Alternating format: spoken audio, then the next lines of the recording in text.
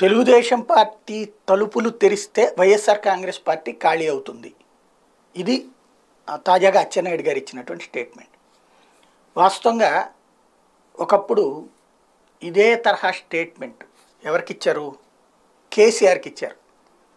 తెలుగుదేశం ఏది ఆ రోజున ఓటుకి కోట్లు కేసులో మేమెందుకు కొంటాం, మేము తలుపులు తెరిస్తే బీఆర్ఎస్ వాళ్ళందరూ మా దగ్గరికి, టీఆర్ఎస్ వాళ్ళందరూ మా దగ్గరికి రావడానికి సిద్ధమని. తీరా చూస్తే తలుపులు తెరిచారు, కానీ ఇందులో ఉన్న వాళ్ళందరూ అటు వెళ్ళి టీఆర్ఎస్లో చేరారు. ఇప్పుడు ఇక్కడ ఖచ్చితంగా వైఎస్ఆర్ కాంగ్రెస్ పార్టీకి సంబంధించి సీట్లు కావాల్సినటువంటి వాళ్ళకి ఎవరికైతే ఇవ్వరో వాళ్ళు తెలుగుదేశం పార్టీ వైపు చూస్తారు. తెరిచి ఏం చేస్తారు?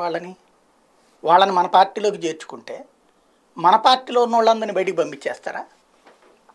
లేదు, వాళ్ళకి సీట్లు ఇవ్వకో మనకి సీట్లు ఇవ్వకో ఇద్దరూ సర్దుకోవాలి. మరి అక్కడ సర్దుకోలేకపోయినోడు ఇక్కడికి వచ్చి సర్దుకుంటాడా?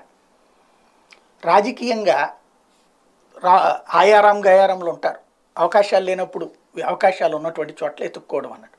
ఇప్పుడు తెలుగుదేశం పార్టీ తరఫున పోటీ చేస్తున్నటువంటి చోట్ల అందరికీ సీట్లు సేమ్ కన్ఫర్మ్ చేస్తారా? 2019 సీట్లే, లేదా ఇలాంటి స్టేట్మెంట్లు ఇప్పుడు ఎవరా పేరు?